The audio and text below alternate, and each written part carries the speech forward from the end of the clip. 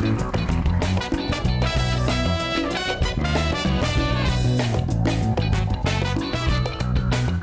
allô, voilà, super. Bah écoutez, bonjour à toutes et à tous, je suis absolument ravi d'être là. On va faire passer 10 minutes, un quart d'heure ensemble pour regarder exactement la problématique du mix promo. Un moment un peu fatidique, un peu crucial, qui est le zéro papier. Hein, vous savez tous aujourd'hui que cette promotion, elle a été pendant des dizaines d'années sanctuarisée dans un seul et unique média, qui est ce bon vieux catalogue qu'on trouve dans nos boîtes aux lettres.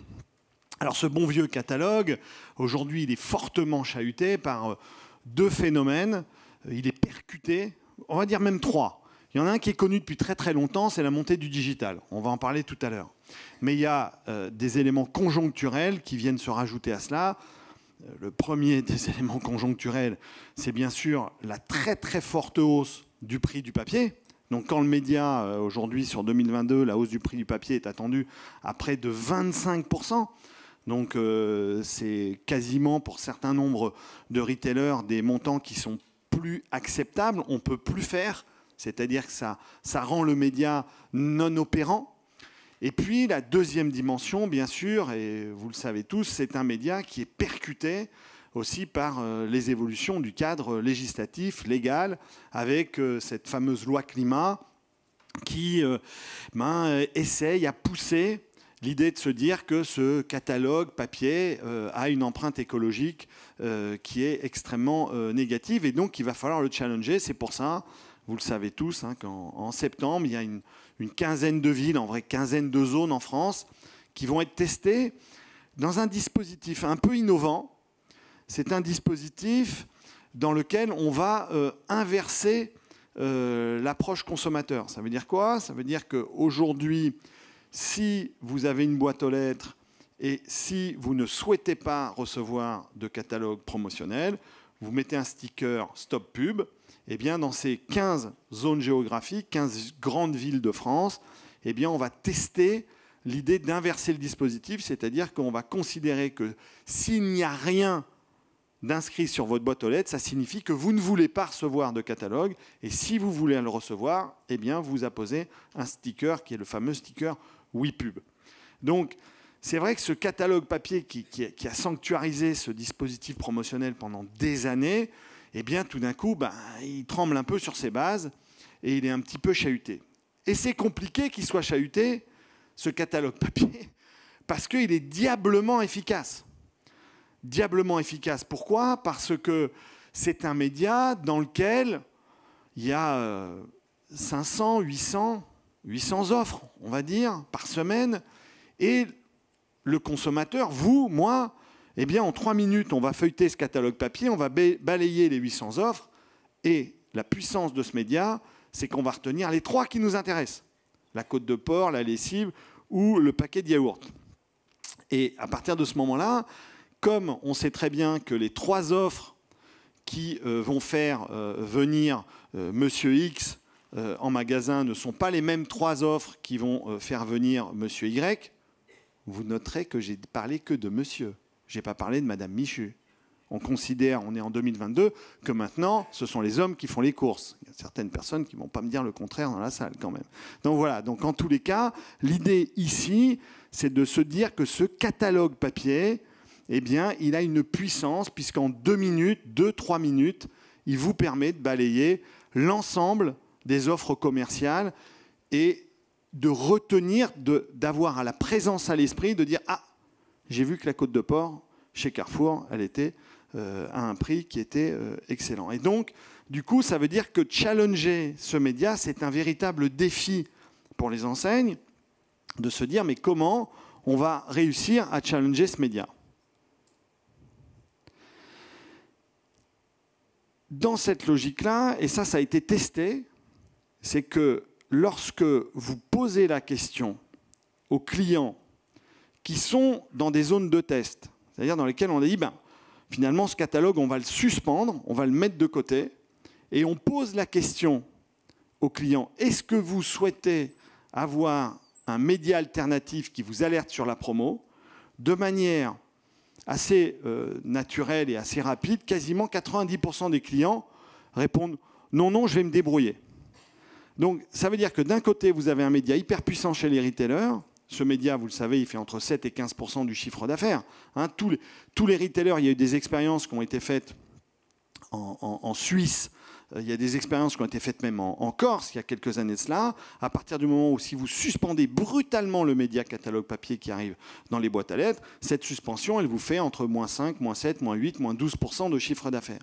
Eh bien, lorsqu'on pose la question de trouver un dispositif alternatif, d'aller vers les clients et qu'on leur dit écoutez, là, cette logique-là, on vous propose, vous n'allez plus recevoir le catalogue dans votre boîte aux lettres sans le demander, eh bien, il y en a 95% d'entre eux qui disent écoutez, spontanément, je vais rester comme ça. Donc, c'est vrai que ça vient challenger l'ensemble du dispositif promotionnel. Et donc, la question que se pose, c'est comment on va faire? Qu'est-ce qu'on doit modifier? Qu'est-ce qui va se passer pour faire en sorte que cette promotion commerciale, elle puisse continuer à vivre, mais de manière totalement différente. Juste vous éclairer sur un point, sur le fait qu'en plus, conjoncturellement, on est dans une période où la promotion va devenir, Thierry Cotillard en parlait tout à l'heure ce matin, ça va devenir un enjeu extrêmement stratégique. Hein. Vous savez qu'en période de tension sur le pouvoir d'achat, très vite, les consommateurs sont des consommateurs extrêmement avertis. Vous savez que un Français sur deux fait ses courses alimentaires à plus ou moins de 5 €. Donc, c'est-à-dire quand il a décidé de dépenser 35 €, il n'ira pas à 40 €. Hein, donc, ça veut dire que tous les consommateurs sont des comptables de leur budget. Eh bien, dans cette logique, lorsque le pouvoir d'achat devient un élément un peu compliqué, par définition, on va devenir des comptables. Et la promotion, c'est un levier, c'est un moyen d'arriver à s'en sortir, d'arriver à boucler son panier de courses pour s'en sortir. Et donc, du coup, ça va devenir un élément absolument stratégique. Et la question qu'on doit se poser, c'est de se dire, mais avec un catalogue papier historique qui est en train d'être fortement chahuté et un attendu très très fort de la promo et des enjeux promotionnels forts, comment est-ce qu'on va faire? Quels sont les enseignements et qu'est-ce qu'il va falloir mettre en place pour les retailers pour arriver à relever ce défi-là?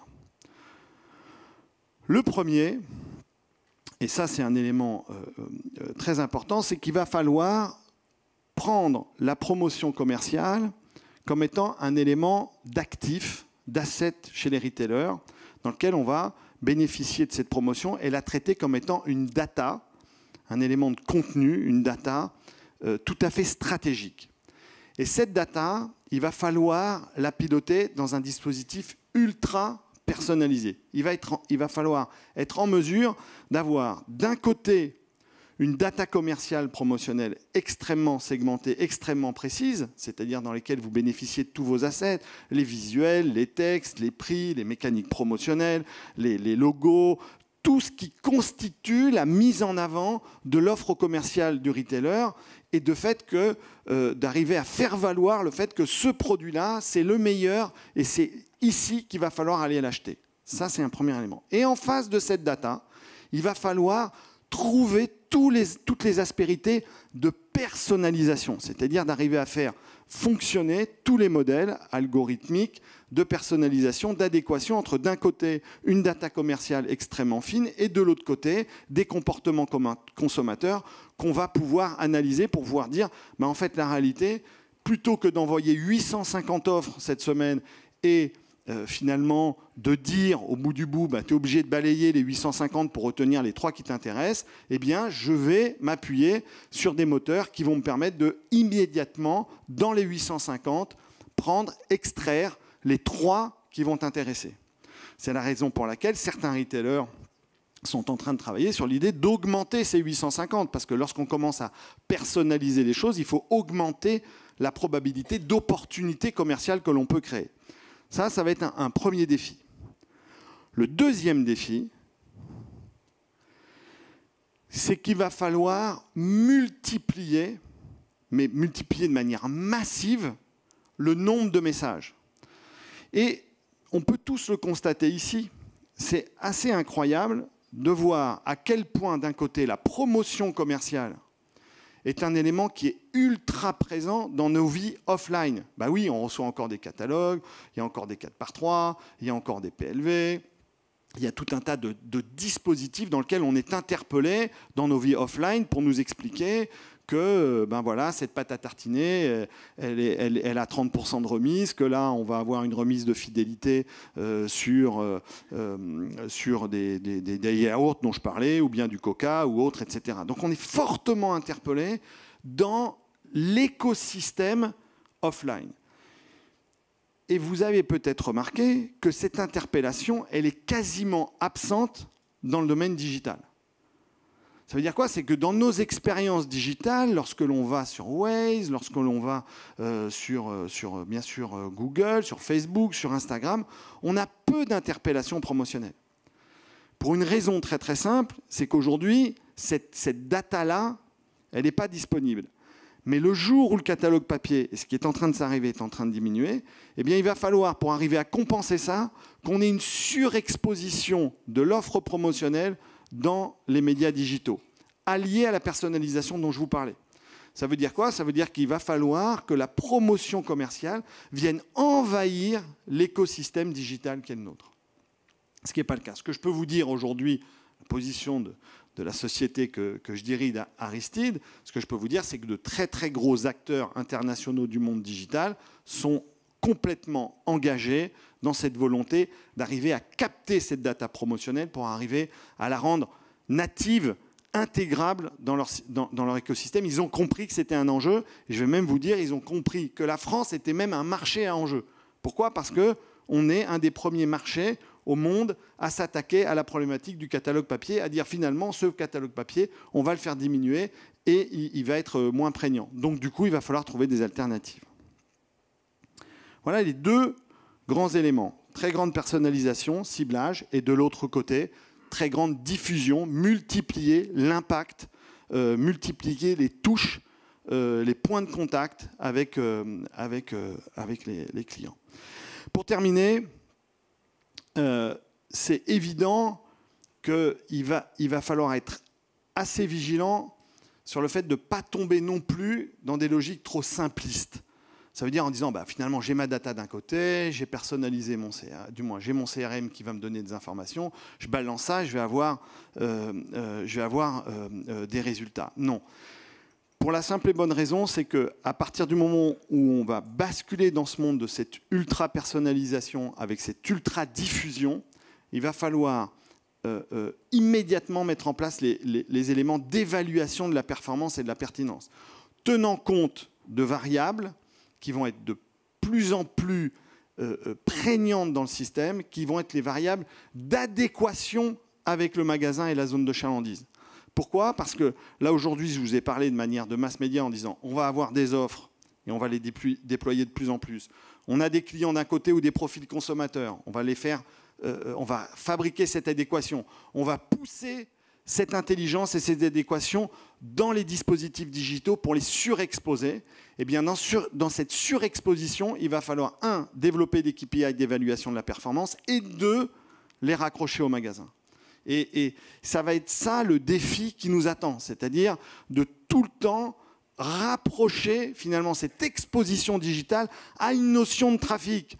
Parce que exposer une offre commerciale au bon client au bon moment, mais ne pas lui dire où se trouve cette offre et à quel endroit et à quel moment et le moment d'opportunité exceptionnel dans lequel il se trouve pour aller tout de suite pousser la porte d'un magasin, eh bien ça veut dire qu'on sera à côté de la plaque. Donc ce que j'essaie de vous dire ici, c'est ici il va falloir tirer le fil de bout en bout, être end-to-end entre l'intelligence de ciblage, la diffusion et la création de trafic. C'est vraiment ça le défi qui nous attend sur l'évolution des prises de parole promotionnelles et commerciales des enseignes en France. On me dit qu'il reste 1 minute, eh bien je l'offre à Michel et à son débat, cadeau. Michel, à toi la parole pour le débat passionnant qui nous attend. Merci à toutes et à tous.